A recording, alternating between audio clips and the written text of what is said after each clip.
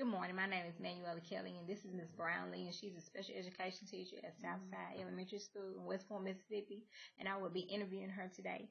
My first question is, how have you established procedure and rules for behavior to maintain order among your students? Okay. Here at Southside, we have a system, PBIS, that's Positive Behavior Intervention Support.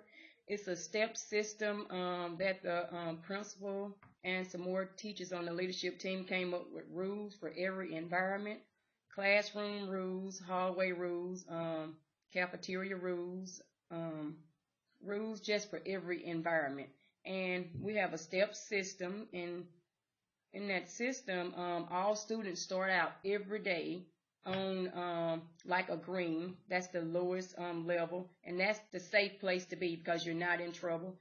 And if they do something wrong or if they break a rule, their clip is moved. We have little clips, and you move the clip from step to step. And as you move up, that's how you get in trouble.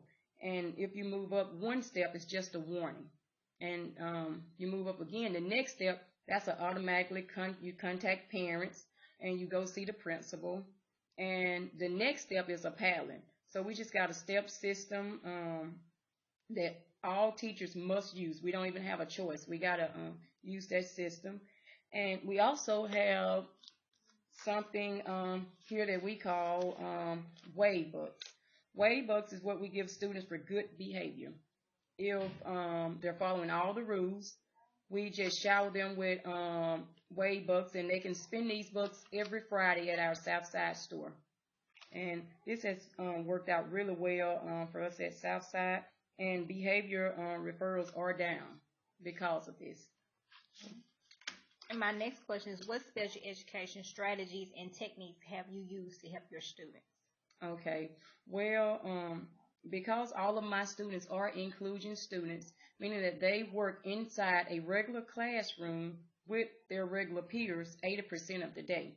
The one technique that I use is called pull-out service, meaning that if the students are in the classroom and the regular education teacher is working on a skill and they're not getting that skill, I pull them out and they'll come back to the classroom with me or my intern, and we'll work one-to-one with that particular students or a group of students to reteach that skill.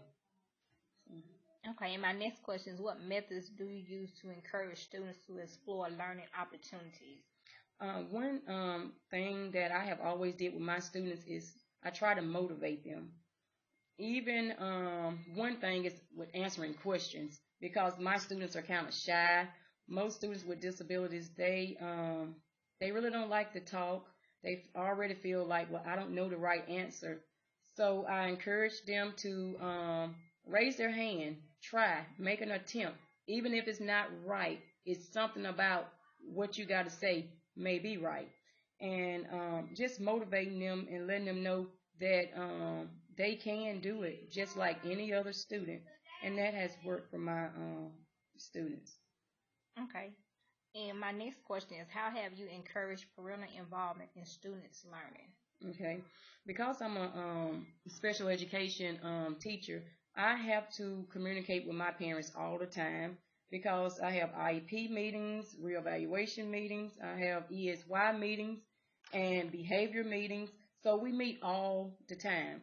So one way that I encourage my parents is I give them my own personal cell phone number where they call me. And one way I really got them at the beginning, we had parent-teacher conference, and I arranged to meet with all my parents after the PTO meeting, and all the conferences, and we developed plans. I developed a home plan for the parent and with the students. I said, well, this is what you can do with your student at home, with your child at home. I'm sorry. This is what you can do with your child at home. And it's a plan just for that, something that that parent can do with that child. I didn't have to develop it. I told them, I got my school plan and you have your home plan. And it's just basically working together, them knowing that we're all on the same page. And that has helped me with my parents a great deal because they know you can call me at any time. I have things set up just for you to do with your child at home, and we just got a good relationship from that. Okay. And my last question is, how do you regularly assess the progress of your students? Okay. With IEP goes, I pull my students on a weekly basis to check the progress that they're making on their IEP goals. Like if it's, the deficit is reading comprehension, every day we work on reading strategies. We're working on different interventions with reading. But on Fridays, I'll pull the students. We'll work on a reading passage, and I'll take a score. And every Friday at the end of the month, you just go through and you compare and you see growth. That's how you make adjustments based on the growth that you see from week to week. And we also have STAR at this school.